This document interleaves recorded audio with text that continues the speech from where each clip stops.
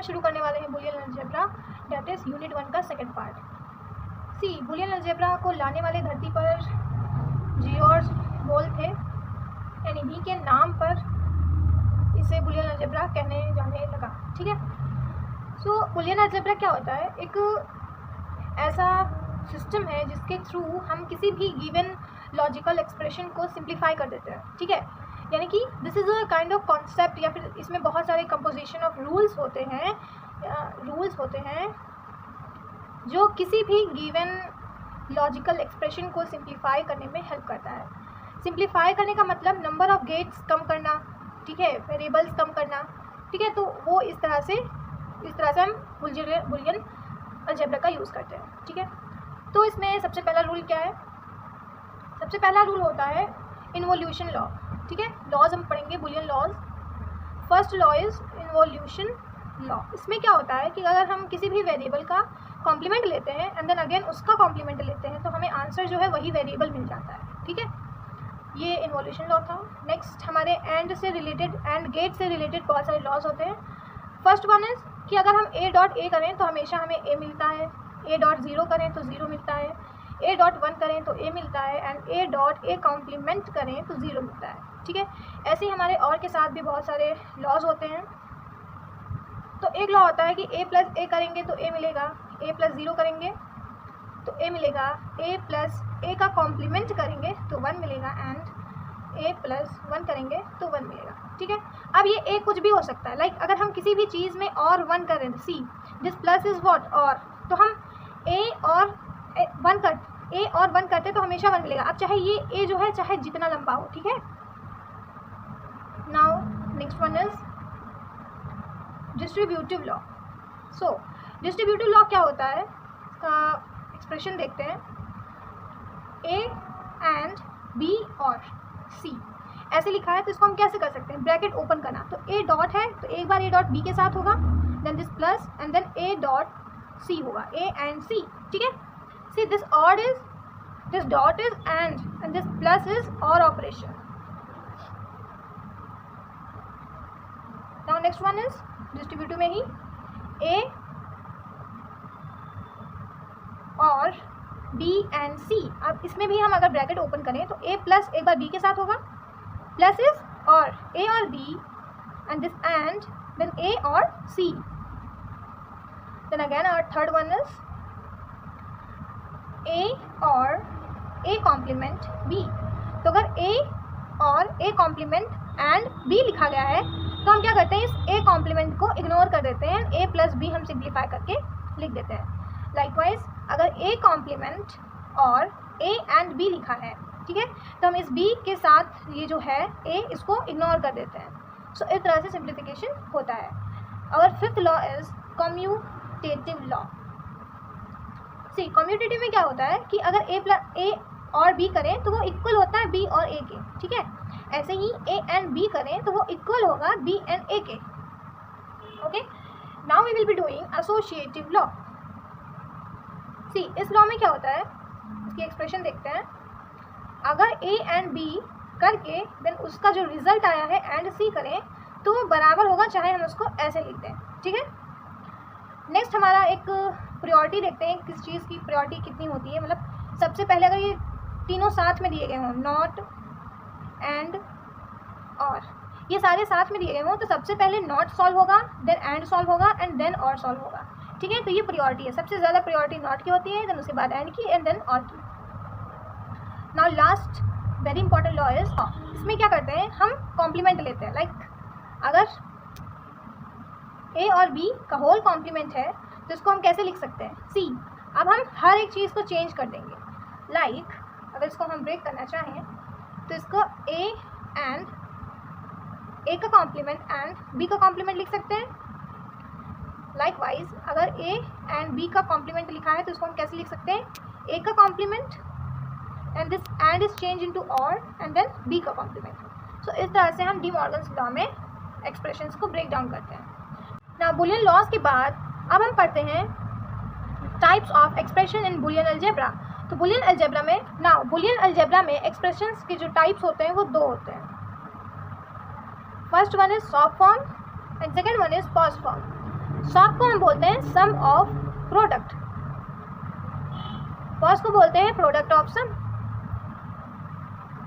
ना इन दोनों के भी दो दो फॉर्म्स होती हैं, या तो स्टैंडर्ड सॉप फॉर्म हो या तो वो मिनिमल सॉप फॉर्म हो। लाइकवाइज फर्स्ट फॉर्म के भी दो डिफरेंट टाइप्स होते हैं कि या तो वो स्टैंडर्ड सॉप फॉर्म हो या वो मिनिमल सॉप फॉर्म हो। स्टैंडर्ड को हम कैनोनिकल भी बोलते हैं, canonical. So these are the types of expressions in Boolean algebra. तो हम सबसे पहले सॉप फॉर्म पढ़ने वाले हैं ना। सॉप फॉर्म किस पे बनाई जाती हैं? दीज आर मेड ऑन मिन टर्म्स। मिन टर्म्स कब होते हैं? जब आउटपुट इज 1। जब आउटपुट 1 आता है तो उन टर्म्स को हम मिन टर्म्स कहते हैं, ठीक है। So our first question is given table is this 0 0 0 1 1 0 1 1 and the outputs are 0 1 0 1। Now हमें इसमें करना क्या है? हमें सॉप फॉर्म निकालनी है, हमें गिवन टेबल से सॉप फॉर्म बनानी है। So let us do this. Shop form में हम मिन टर्म्स को लेते हैं। मिन टर्म्स वो होते हैं जहाँ पर आउटपुट 1 होता है, यानी कि अगर हम M0 M1 M2 M3 name देते हैं इन टर्म्स को, तो जो हमारी मिन टर्म्स निकल के आएंगी वो M1 होगी क्योंकि यहाँ पे आउटपुट 1 है। सो M1 and then comma M3 जो होगा वो भी हमारा एक मिन टर्म होगा। सो ये हमारे मिन टर्म्स हैं। नाउ हम किसी फंक्शन को मिन टर्म्स में कैसे लिखते हैं? So function y is equals to, min terms को हम कैसे लिखते हैं? Sum of small m then 1 comma 3। इस तरह से हम किसी भी फंक्शन को लिख सकते हैं मिन टर्म्स की फॉर्म में, ठीक है। नाउ मिन टर्म्स मिलते ही हम उसको चेंज करते हैं एसओपी फॉर्म में। एंड एसओपी की भी दो फॉर्म्स होती हैं, first of all canonical form and second one is minimal form. तो हम इसको सबसे पहले चेंज करने वाले हैं कैनोनिकल फॉर्म में। कैनोनिकल फॉर्म में कैसे चेंज होता है? हम इन मिन टर्म्स का प्रोडक्ट लेते हैं। टॉप फॉर्म में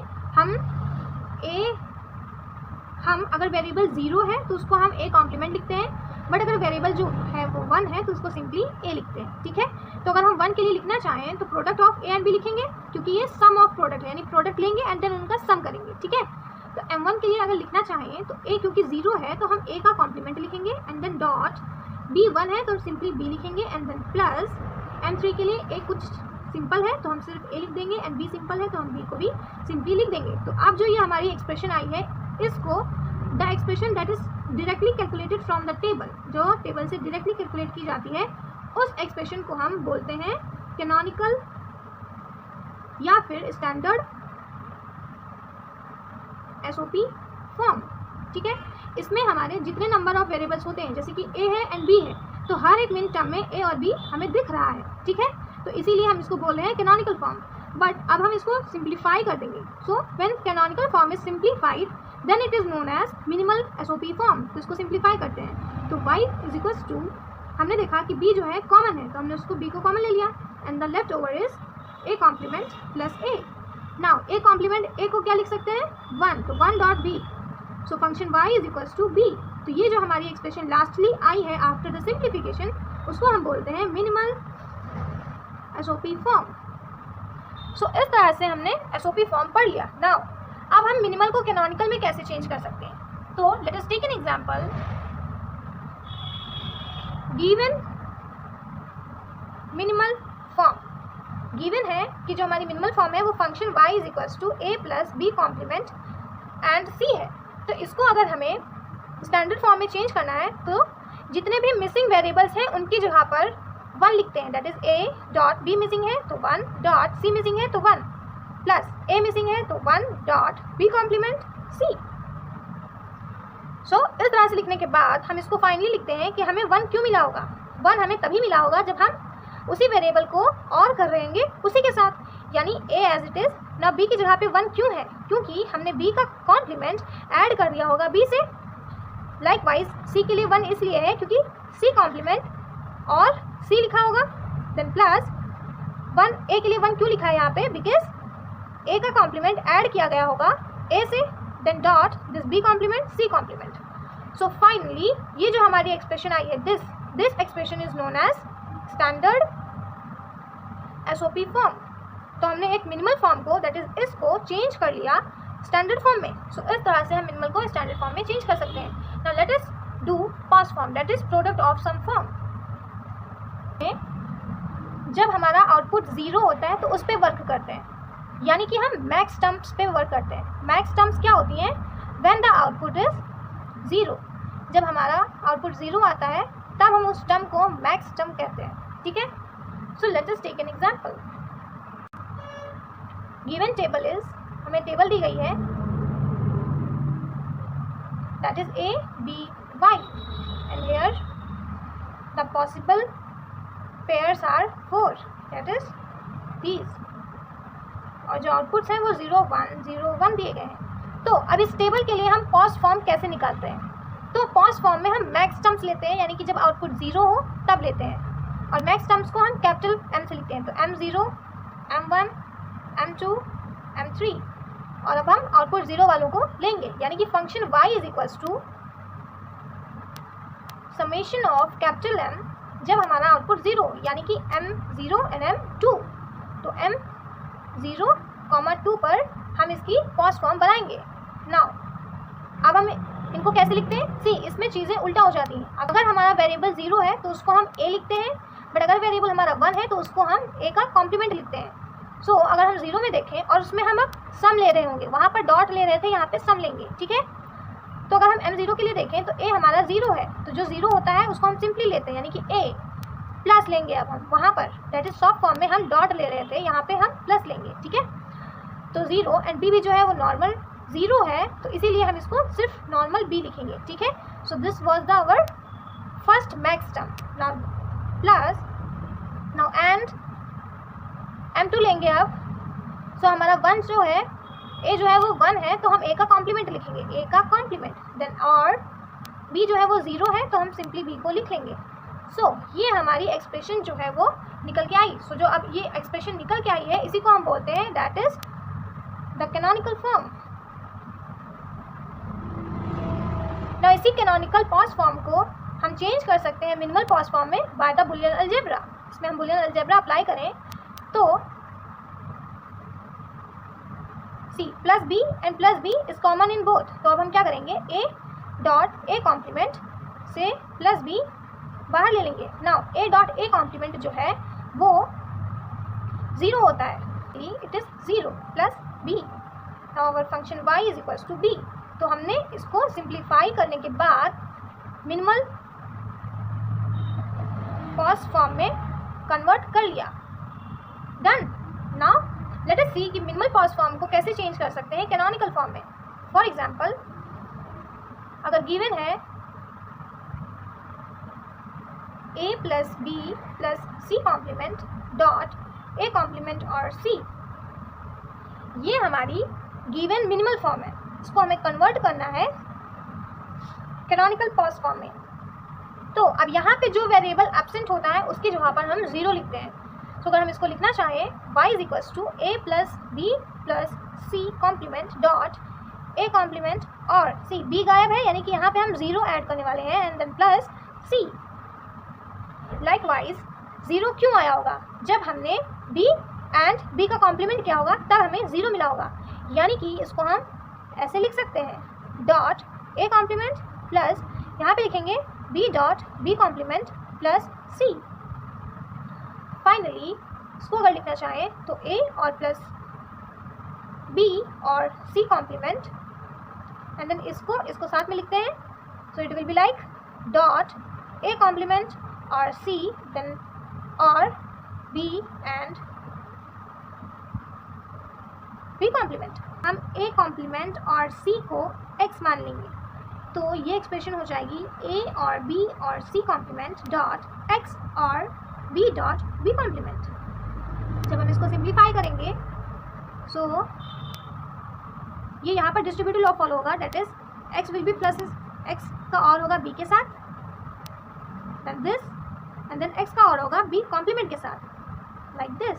एंड अब हम इस x को ओपन कर लेंगे, दैट इज A और B और C complement dot x was A complement plus C, A complement plus C plus B dot A complement plus.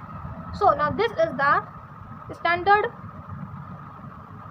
cos form. Now here the Boolean algebra ends. क्योंकि Boolean algebra की limitation होती है कि सिर्फ और सिर्फ वो 3 वेरिएबल्स तक ही अच्छे से वर्क कर पाएगा. 3 वेरिएबल्स के बाद कॉम्प्लिकेशंस बढ़ जाती हैं, इसीलिए Boolean algebra वहाँ पर एप्लीकेबल या फिर कॉम्प्लिकेटेड हो जाता है. एंड इसीलिए Boolean algebra से अब हम शिफ्ट करेंगे के मैप पर. के मैप एक ऐसा मेथड है जिसमें हम मोर देन 3 वेरिएबल्स को भी हैंडल कर सकते हैं और उनका भी मिनिमल और स्टैंडर्ड फॉर्म बना सकते हैं. Now let us start के मैप. इसका फुल फॉर्म होता है कर्नॉफ मैप. सी, जब ये जो कर्नॉफ मैप होता है इसका हम यूज़ करते हैं to simplify any logical expression when there are variables more than 3. जब मोर देन 3 वेरिएबल्स आ जाते हैं तो हम वहाँ पर बुलियन अलजेब्रा अप्लाई नहीं कर पाते हैं, इसीलिए हम के मैप का यूज़ करते हैं. ठीक है, तो अब हम इसमें के मैप में सबसे पहले पढ़ने वाले हैं 3 वेरिएबल के मैप, देन पढ़ेंगे 4 वेरिएबल के मैप एंड देन पढ़ेंगे 5 वेरिएबल के मैप. सी, 5 वेरिएबल के मैप भी थोड़ा सा कॉम्प्लिकेटेड होता है तो हम उस पर ज़्यादा फोकस ही नहीं करेंगे. So we will studying only about 3 variable and 4 variable के मैप्स. तो let us start for 3 variable के मैप.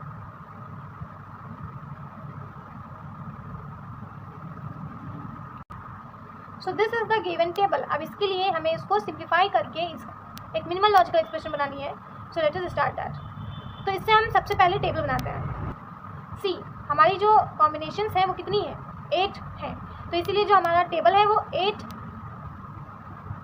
सेल्स का बनेगा, यानी कि इस तरह से हम 8 सेल का कॉलम बनाएंगे. 1 2 3 4 5 6 7 8 एंड देन हम यहाँ पर BC लिखते हैं और यहाँ पर A लिखते हैं. BC को हम इस तरह से लिखते हैं एडजेंसी रूल लगाकर. Adjacency rule. इसमें क्या होता है, सिर्फ एक वेरिएबल चेंज होना चाहिए. फॉर एग्जाम्पल, अगर हम यहाँ पर 0 0 ले लें तो नेक्स्ट जो हम कॉम्बिनेशन लेंगे वहाँ पर सिर्फ एक वेरिएबल चेंज होना चाहिए. अगर हम यहाँ पर मान लो कि कॉम्बिनेशन ले लें 1 1 का, तो देखेंगे कि 0 से 1 चेंज हो जाएगा, तो एक बार चेंज हुआ. 0 से एक और बार 1 हो गया है, यानी एक और चेंज होगा, तो वहाँ पे 2 बार चेंज हो गया. एडजेंसी रूल सेज कि एक बार ही एक वेरिएबल चेंज होना चाहिए, यानी जो 2 एडजेसेंट BC वैल्यूज़ होंगी वो सिर्फ एक बार चेंज होनी चाहिए. तो हम इसके बाद सिंपली 0 और 1 लिखते हैं. तो हमने यहाँ पे देखा 0 चेंज नहीं हुआ, बट 0 जो है 1 में चेंज हो गया, तो एक ही बार चेंज हुआ है, तो नो प्रॉब्लम. नेक्स्ट वाला जब हम लेंगे तो उसमें भी सिर्फ एक वेरिएबल चेंज होना चाहिए. तो अगर हम 1 को 1 रखे रहने दें एंड 0 को 1 बना दें तो सिर्फ एक ही बार चेंज हुआ, सो नो प्रॉब्लम. नेक्स्ट वाली भी ऐसे लिखेंगे कि 1 को 1 रखा रहने देंगे एंड इस 1 को चेंज कर देंगे 0 में, तो इस तरह से ये भी चेंज नहीं हुआ. सो इस तरह से हम BC को लिख लेते हैं. नाउ ए में यही होता है कि या तो A 0 होगा या 1 होगा. नाउ अब हम इनकी नंबरिंग करते हैं. तो नंबरिंग ऐसी होती है, that is M0 M1 M2 and M3 and here also M4 M5 M6 and M7. सो इस तरह से हमारा टेबल बनता है. नाउ अब इनमें हम मिन टर्म्स को फिलअप करते हैं. सी, स्मॉल m है, यानी कि मिन टर्म्स पे वर्क कर रहे हैं. मिन टर्म्स वो होती है जहाँ पर आउटपुट 1 होता है. ठीक है, उन चीज़ों को हम यहाँ पर लिखते हैं. तो हम लेट अस सी कौन कौन से मिन टर्म्स 1 है. तो इन सबको नंबर कर देते हैं. M0 M1 M2 M3 M4 and M5 M6 M7. सो इस तरह से हमारी मिन टर्म्स हैं. ना हम उन मिन टर्म्स को लेते हैं. मिन टर्म्स वो होती हैं जहाँ पर आउटपुट 1 हो. तो हमारी जो पहली मिन टर्म है जिसमें आउटपुट 1 है वो M2 है. सो अवर M2 is 1. Next one M4 is 1. So our M4 is 1. Likewise, M5 is 1, M6 and M7 is 1. So M5 is 1, M6 is 1 and M7 is 1. Now जैसे ही हम फिल कर लेते हैं अपनी मिन टर्म्स को, अब हम यहाँ पर पेयरिंग स्टार्ट करते हैं. फिर पेयरिंग करते हैं, या तो 2 की करें या 4 की या 8 की या 16 की. तो यहाँ पे 16 की अलाउड ही नहीं हो पाएगी, है ही नहीं 16 वंस. तो हम 8 वंस की भी पेयरिंग नहीं कर सकते क्योंकि मैक्सिमम तो हमारे पास 4 ही दिख रहे हैं. तो हम जो पेयरिंग है वो 4 से स्टार्ट करेंगे. तो हमने सबसे पहली पेयरिंग जो है वो ये कर दी. एंड नेक्स्ट पेयरिंग हम ये कर सकते हैं कि ये वाली पेयरिंग कर दें. So our second pairing is this. See, हम अगर एक बार 1 को यहाँ पे पेयर कर चुके हैं तो ज़रूरी नहीं है कि दूसरी बार नहीं करेंगे. हम दूसरे के साथ उसकी पेयरिंग दोबारा कर सकते हैं. ठीक है, तो हमारी 2 पेयरिंग हो गई. नाउ हम एक्सप्रेशन को कैसे लिखते हैं? F is equals to first plus second min term. अब हम इसमें क्या लिखते हैं? जो चेंज नहीं हो रहा है उसको हम लिख लेते हैं, प्लस अगर कोई चेंज हो रहा है तो उन वेरिएबल्स को हम हटा देते हैं। तो अगर हम इसमें देखें अगर पहली वाली में, तो जो ए है वो चेंज नहीं हो रहा है। सी, इसके लिए भी M4 के लिए ए नहीं चेंज हो रहा है, M5 के लिए ए नहीं चेंज हो रहा है, M7 के लिए 1 चेंज नहीं हो रहा है, M6 के लिए भी 1 सेम है, यानी कि चेंज नहीं हो रहा है, तो इसीलिए हम ए लिख देंगे। बट हमने देखा हर एक मिन टर्म के लिए BC जो है वो चेंज हो रहा है, हर एक मिन टर्म के लिए अलग अलग BC है, सो इसीलिए हम BC को नहीं लिखेंगे। नाउ प्लस सेकेंड में हमने देखा कि जो BC है, दिस BC नहीं चेंज हो रहा है, बट अगर A इज चेंजिंग, M2 का A 0 था, M6 का A 1 है, तो अगर A चेंज हो रहा है तो A को नहीं लेंगे और BC को लेंगे। हमने देखा था कि जो 0 रहता है उसको हम कॉम्प्लीमेंटेड लेते हैं, बट जो 1 रहता है उसको हम नॉर्मल लेते हैं। तो अगर हम यहाँ पर लेंगे तो 1 क्योंकि नॉर्मल है B, तो हम B लिखेंगे, बट जो हमारा C है वो कॉम्प्लीमेंटेड है, इसीलिए हम C इस तरह से लिखेंगे। So our C is complemented, इस तरह से लिखेंगे क्योंकि वो 0 था। So now this is the obtained expression. हमने इतनी आसानी से इसकी एक्सप्रेशन निकाल ली। इस तरह से हम के मैप का यूज़ करते हैं किसी भी गिवन फंक्शन के लिए, उसकी expression banana is very easy with the K map. अब हम वर्क करेंगे 4 वेरिएबल के मैप पर। के मैप को स्टडी करेंगे। यहाँ पर जो वेरिएबल्स हैं वो हमारे पास 4 वेरिएबल्स हो जाते हैं। फॉर एग्जाम्पल अगर हम क्वेश्चन लें कि our function f is equals to f a, b, c, d is equals to summation of min term 0, 2, 3, 7, 11, 13, 14, 15। इस तरह से गिवन फंक्शन है हमारे पास। अब हमें इसकी एक्सप्रेशन निकालनी है, इसको रिड्यूस करना है एंड एक्सप्रेशन इसकी निकालनी है।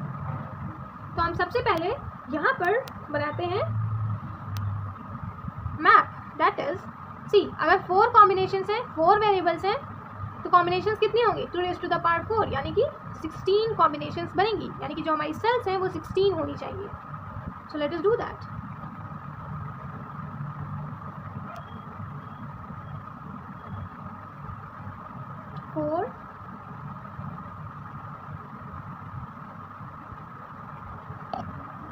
इस तरह से हमने 16 सेल्स का एक टेबल बना लिया। ठीक है, अब हम इधर ए बी लिखते हैं और उधर सी डी लिखते हैं। ठीक है, हम ऐसे लिखते हैं कि जो हमारे एडजेसेंट सेल्स हैं उनमें जो वेरिएबल है वो सिर्फ एक बार चेंज हो रहा हो। तो अगर हम इसका ध्यान देते हुए लिखें तो इसको भी हम 0 0 0 1 1 1 1 0 की तरह लिख सकते हैं। लाइकवाइज ए बी को भी हम 0 0 0 1 1 1 1 0 की तरह लिख सकते हैं। इसमें मिन टर्म्स कैसे लिखते हैं हम लोग? See, this is the small m, so हम यहाँ पर मिन टर्म्स को लिख रहे हैं, that is m0 m1 m2 and m3, likewise m4 m5 m6 and m7।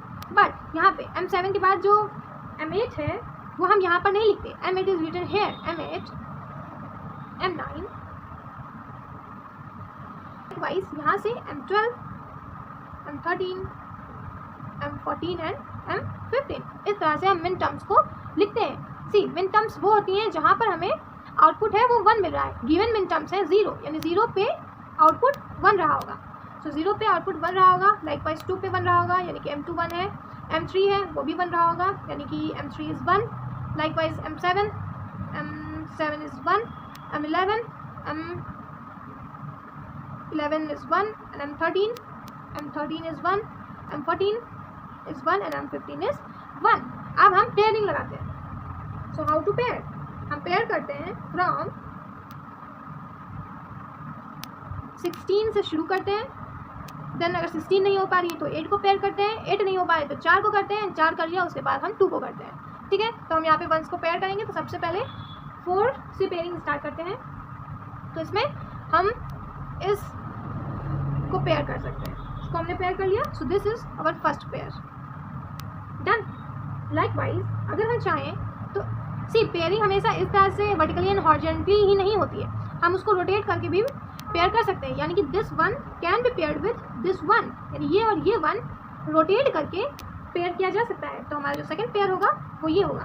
Now our third pair, हम तीसरा पेयर यहाँ पे बना सकते हैं, this 1, so this is our third pair, and चौथा पेयर हम ये बना सकते हैं। तो हमारी टोटली 4 पेयर्स बने। नाउ फाइनली फंक्शन को कैसे लिख सकते हैं? f is equals to first pair plus second plus third and plus fourth. अब इसको हम नोट करिए, जो वेरिएबल्स चेंज हो रहे हैं उनको नहीं लिखना है और जो नहीं चेंज हो रहे हैं उनको लिख लेना है। तो अगर हम अपनी फर्स्ट पेयर पे देखें तो हमने यहाँ पे देखा जो CD है वो चेंज नहीं हो रहा है, CD is not changing. M3 के लिए भी यही है, M7 के लिए भी यही है, M15 के लिए भी यही है, M11 के लिए भी यही है। बट हमने देखा AB is changing for all of them, तो इसीलिए हम AB को नहीं लिखेंगे और CD को लिखेंगे। CD को भी हम नॉर्मली C.D लिखेंगे, क्योंकि यहाँ पे एक भी जीरो नहीं है तो किसी का भी कॉम्प्लीमेंट करने की ज़रूरत नहीं है। नाउ सेकंड पेयर ये है C, ये पेयर कर रहा है इससे। तो हमने यहाँ पे देखा कि जो ये 1 0 है वो चेंज हो रहा है 0 0 में। लुक अगेन, M2 और M0 में 1 0 जो है चेंज हो रहा है 0 0 में। सो हमने यहाँ पे देखा C जो है वो 0 में चेंज हो रहा है, बट जो D है वो सेम रह रहा है। तो जो सेम रहता है उसको हम लिख लेते हैं। अगेन 0 है तो हम उसका कॉम्प्लीमेंट लिखते हैं। डन। लाइकवाइज हमने इसमें देखा कि M2 के लिए AB जो है 0 0 है, M0 के लिए AB जो है वो 0 0 है, यानी कि AB चेंज नहीं हो रहा है। तो इसीलिए हम AB को एग्जैक्ट वैसा ही लिख लेंगे, क्योंकि ये 0 0 है इसीलिए इनको हम कॉम्प्लीमेंट में लिखेंगे। Done. Now our third pair, तीसरा पेयर ये है। फॉर थर्ड पेयर हमने देखा कि AB is not changing, AB change नहीं हो रहा है, तो एज इट इज AB को लिख लेंगे, क्योंकि AB 1 1 है तो इसको कॉम्प्लीमेंट करने की जरूरत नहीं है। तो हमने AB को लिख लिया। Now look at the CD। तो M15 के लिए CD ये है, M14 के लिए CD ये है। तो हमने इसमें देखा कि जो D है वो 1 से 0 हो रहा है, बट C जो है वो सेम है। तो जो सेम होता है उसको एज इट इज लिख लेते हैं, और जो चेंज हो रहा है उसको नहीं लिखते हैं। देन ऐड करेंगे। Next our pair is 4। तो 4 के लिए हमने देखा कि AB जो है वो चेंज नहीं हो रहा है, तो एज इट इज AB को लिख लेंगे। बट अगर हम CD को देखें तो हमने यहाँ पे देखा C जो है वो 0 से 1 हो रहा है, यानी C चेंज हो रहा है, बट D जो है 1 से 1 ही है, यानी D चेंज नहीं हो रहा है। तो D चेंज नहीं हो रहा है तो D को लिख लेंगे। So now this is the expression for the given function. Now 5 variable K map is too tough for me, and that is why I am leaving it. And उससे question भी नहीं आता है. So we are not doing 5 variable K map in this video.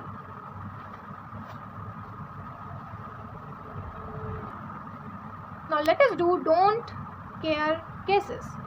जब हमें don't care cases भी दिए गए हों in K map, ठीक है? तो फॉर एग्जाम्पल अगर हमारा फंक्शन है a, b, c is equals to min terms given are 2 3 4 5 and इनके साथ साथ हमें डोंट केयर कंडीशंस भी दी गई हैं, दैट इज 6 and 7. सो जो डोंट केयर होती हैं वो या तो 1 हो सकती हैं या तो 0 हो सकती हैं, बट जो हमारी मिन टर्म्स होती हैं वो हमेशा 1 होती हैं, ठीक है? तो let us make the K map. तो 3 वेरिएबल के लिए कितनी कॉम्बिनेशंस होंगी? 2 raised to the power 3 यानी कि 2 to the 4 4 to the 8, यानी हमें टोटल 8 सेल्स चाहिए होंगी। सो let us make them. So this is the table for this. अब हम A इधर लिखते हैं, B C इधर लिखते हैं, इनको हम फिल करते हैं एडजेंसी रूल से 0 0 0 1 1 1 0, A को हम 0 1। So this is the table. Now हम इन टर्म्स को लिखते हैं, तो M1 is M0 M1 M2 and M3, likewise M4, M5, M6 and M7. Now कहाँ पे हमें 1 मिलेगा? 2 3 4 5 पे, यानी कि 2 पे 1 मिलेगा, 4 पे 1 मिलेगा, 3 पे 1 मिलेगा, 5 पे 1 मिलेगा, ठीक है? और डोंट केयर कंडीशंस क्या है? 6 and 7, यानी ये जो कंडीशंस हैं वो डोंट केयर कंडीशंस हैं। नाउ हम डोंट केयर कंडीशंस को किस तरह से यूज़ करते हैं? सी, यहाँ पर हम मिन टर्म्स पे वर्क कर रहे हैं, तो अगर हम मिन टर्म्स पे वर्क कर रहे हैं तो ये जो हमारी डोंट केयर्स हैं इनको हम एज एन 1 ले लेते हैं, सो डैट कि ये हमारी पेयरिंग में हेल्प कर सकें। तो इसको डोंट केयर कंडीशंस में दोबारा हम के मैप बनाते हैं, जिसमें